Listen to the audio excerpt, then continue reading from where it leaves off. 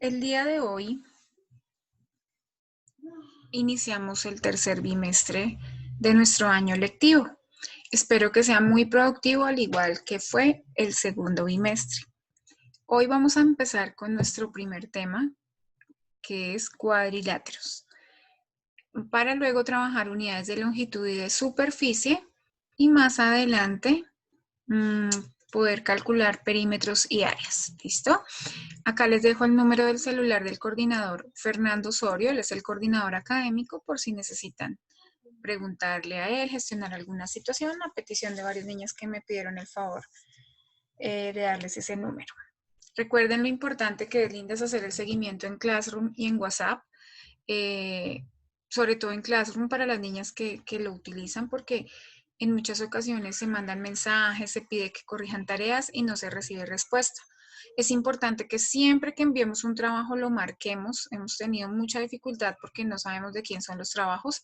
Más aún las niñas que saben que su cuenta está a nombre de su papá o de su mamá, por favor, siempre marcar con su nombre y curso.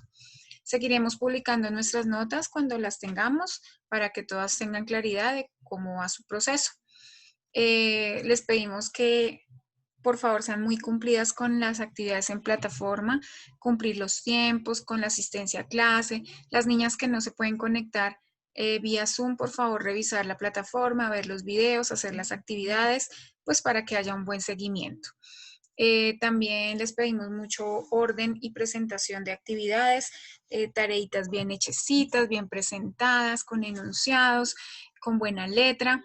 Y las niñas que no aprobaron este segundo bimestre, por favor, estar pendiente de los procesos de recuperación, hablar con los profesores. No lo digo solo por mi clase, sino para todas las asignaturas. Bueno, esperamos que este bimestre nos vaya mucho mejor.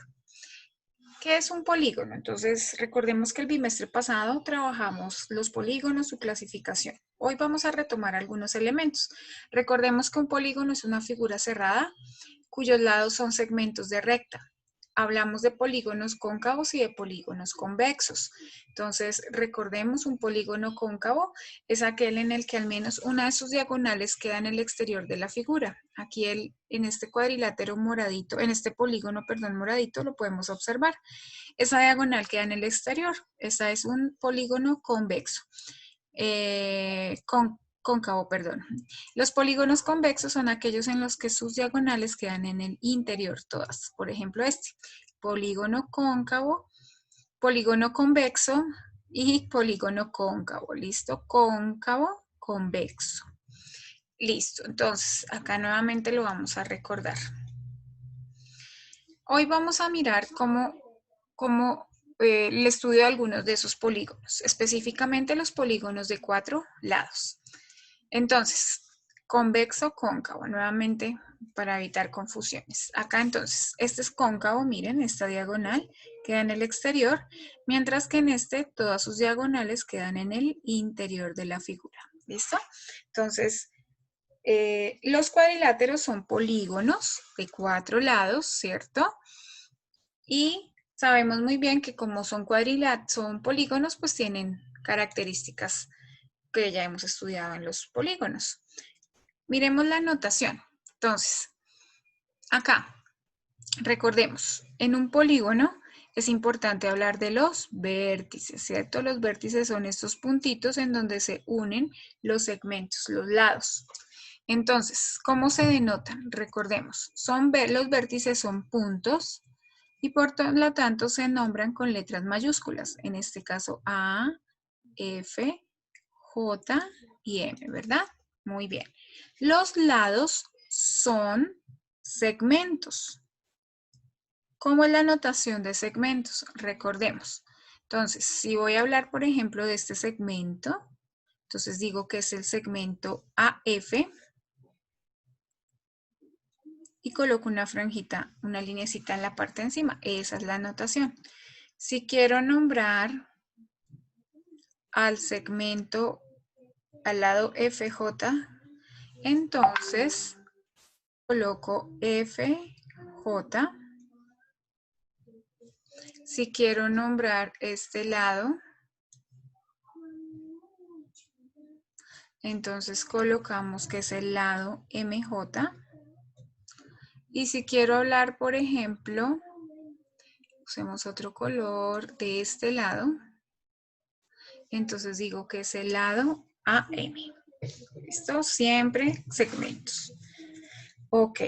Si quiero hablar de ángulos, entonces, ¿cómo se nombran los ángulos? Este ángulo se puede notar como el ángulo A o también como el ángulo MAF. Recordemos, el vértice va en la mitad de las tres letras. ¿Quiénes son las otras letras? Los extremos de los lados que forman ese ángulo. ¿Listo? Si quiero hablar, por ejemplo, de este ángulo, entonces digo que es el ángulo F o que es el ángulo AFJ. ¿Cierto? Si quiero hablar de este ángulo, entonces digo que es el ángulo M o el ángulo AMJ. Y por último, si quiero hablar de este ángulo, entonces digo que es el ángulo J o el ángulo MJF o FJM. Recordando notaciones. Bueno, muy bien. A continuación lo que vamos a hacer es explorar. Por ahora vamos a hacer un proceso muy exploratorio y vamos a empezar a ver características. Las niñas que estuvieron en la clase en Zoom, les pedí que por favor formaran un cuadrilátero con 4 segmentos de la misma longitud. Y todas llegaron al cuadrado, sí señoras. Y empezamos a ver características del cuadrado. Primera característica, precisamente que sus lados tienen la misma medida. Recuerden, cuando yo quiero decir que tienen la misma medida, hablo de congruencia. ¿Listo? Entonces, lados congruentes, perdón, aquí. Lados congruentes. Supongamos que este es el cuadrado ABFJ. Entonces, ¿cómo digo que son congruentes? Ejemplo, yo puedo decir que el segmento AB es congruente, recordemos la notación de congruencia con el segmento BF. ¿Listo? Y así con todos. Estoy dando un ejemplo para recordar la notación. Es el igual con el moñito este acá. Muy bien. Segunda característica, los ángulos que se forman son de 90 grados, ¿verdad? Significa que también hay perpendicularidad. Entonces decimos que los lados consecutivos son perpendiculares. ¿Qué significa hablar de consecutivos? Por ejemplo, el segmento AB es consecutivo con BF, ¿cierto? Muy bien. Como digo que son perpendiculares, recordemos la notación, entonces decimos que el segmento AB es perpendicular con el segmento BF. O también podríamos hablar de paralelismo, que el segmento AB es paralelo con el segmento JF. ¿Listo? Muy bien. ¿Qué más?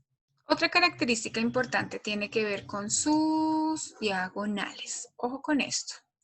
Voy a trazar las diagonales, que esto es un estudio que de pronto antes no lo habíamos hecho. Vamos a trazar las diagonales, los segmentos que unen vértices no consecutivos. Descubrimos lo siguiente. Las niñas que están escuchándome pueden hacer su cuadrado en una hojita y lo pueden observar.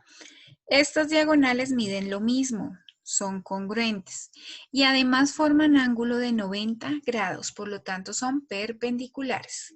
Otra conclusión, y es que las diagonales también son congruentes, es decir, tienen la misma medida y son perpendiculares porque formaron ángulos de 90 grados.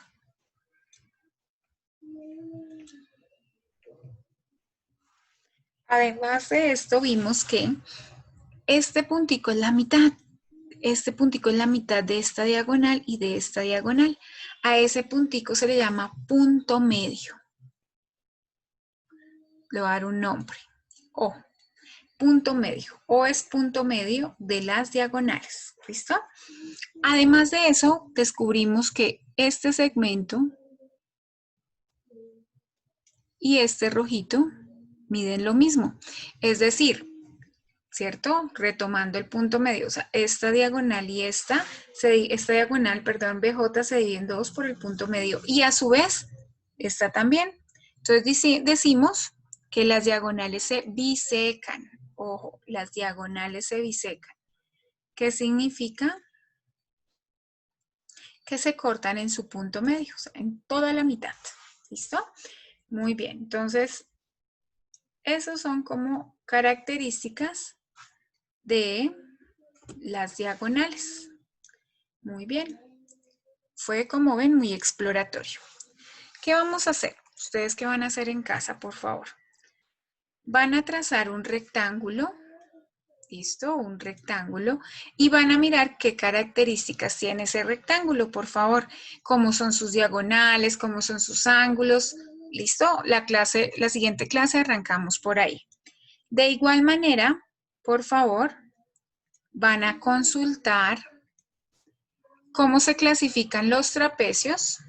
¿Listo? Todo esto, cuando yo digo consulta, significa que no tenemos que subir evidencias al Classroom, sino que estamos en un proceso de exploración. Entonces vamos a consultar cómo se clasifican los trapecios y vamos a mirar cómo son sus diagonales. Ustedes los dibujan y miran lo que hicimos ahorita.